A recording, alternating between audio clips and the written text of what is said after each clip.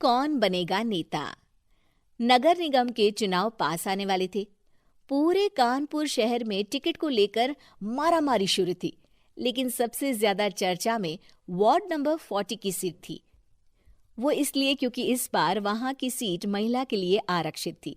अब सवाल ये था कि चुनाव लड़ेगा कौन। इससे पहले ठाकुर साहब वहां से पार्षद थे और इस बार उन्होंने अपनी पत्नी सीमा ठाकुर को टिकट दिलवाई और ठाकुर साहब की शान के कारण सीमा जी ने 20,000 वोटों से चुनाव जीत लिया। अरे बधाई हो सीमा भाभी, अब तो आप वार्ड की पार्षद बन गई हैं। अब तो हमारे काम आप ही करवाएंगी। अरे ये तो सिर्फ नाम की पार्षद बनी है, वो तो महिला सीट आ गई, वरना पार्षद तो मुझे ही बनना था। अब भले ही चेहरा इसका होगा, लेकिन पावर तो मेरी ही होगी। अरे वाह भाई साहब, क्या दिमाग लगाया है आपने भी। आइए आप लोग, खाना लगा दिया है सबके लिए। सीमा जी पार्षद बन चुकी थीं, फिर भी उनकी एक ना चलती। सारे काम ठाकुर साहब खुद ही संभाल लेते और जहां जरूरत पड़ती वहां सीमा जी का अंगूठा लगवा लेते। सीमा जी ज्यादा पढ़ी लिखी भी नहीं थी। एक दिन ठाकुर साहब और सीमा एक प्रोग्राम में जाते हैं। अरे ठाकुर साहब, आप आ गए। ओहो, पार्षद मैडम भी आ गई हैं। स्वागत है आप दोनों का। लगता है हमारे पार्षद फंड का सही इस्तेमाल हो रहा है। चलिए अब उद्घाटन करते हैं। ये लीजिए ठाकुर साहब कैची, आप ही सबसे पहले प्रवेश कीजिए। सब लोग आगे निकल जाते हैं और सीमा जी पार्षद होने के बावजूद भी पीछे खड़ी रह जाती हैं। वो देखती हैं कि वेलकम बोर्ड पर उनका नाम है, लेकिन महिला होने के कारण कोई उनका सम्मान नहीं कर रहा। अगले दिन एक आदमी उनके घर आता है। अरे ठाकुर साहब नमस्कार। कल ना हम नोटिस किए कि हमारा घर तो अवैध है और नगर निगम वाले उसे तोड़ने आ रहे हैं। अरे कुछ कीजिए ना ठाकुर साहब। देखो भाई, मैं तो ज्यादा कुछ कर नहीं सकता, पर अगर तुम सबकी जेब गर्म कर दो तो कुछ हो सकता है। कुल मिलाकर 4 लाख लगेंगे। अरे 4 लाख ठाकुर साहब?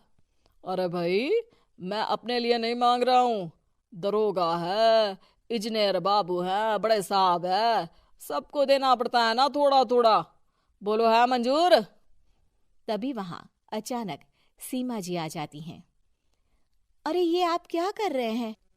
पहले इन्हीं लोगों से तो आपने वोट मांगे, अब इनसे ही पैसे ले रहे हो। अरे चुप रहो तुम, तुम्हारा काम है सिर्फ अंगूठा लगाना, तुम वही किया करो। मुझे दूसरे काम तुम मत सिखाओ, समझी? और तुम ना जाओ, अब पैसे लेकर आओ, वरना जेसीबी किसी भी वक्त आती होगी। सब कुछ ऐसे ही चलते रहता है। एक दिन सीमा जी और ठाकुर साहब को एक लोकल मीटिंग में बुलाया जाता है। वहां पर कई और अधिकारी लोग भी मौजूद रहते हैं। अब मैं चाहूंगा कि ठाकुर साहब हमारे बीच 2 शब्द कहें। मेरे प्यारे भाइयों और बहनों, आज मेरा सौभाग्य है कि मैं आप सबकी सेवा दिन रात कर पा रहा हूं। आपने मेरी पत्नी को भारी मतों से जिताया है, इसलिए मैं आप सभी का शुक्रगुजार हूं।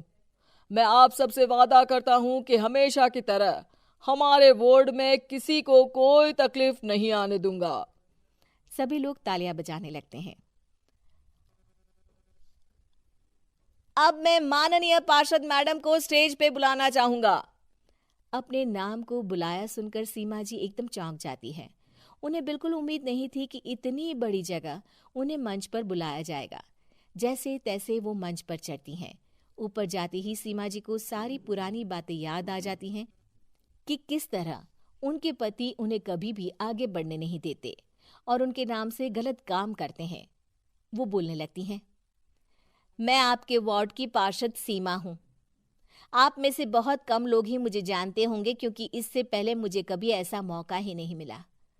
सारे मौके मेरे पार्षद पति यानी आपके ठाकुर साहब ही लेते रहे, लेकिन आज ये मौका मुझे मिला है तो मैं इसे ऐसे ही नहीं जाने दूंगी।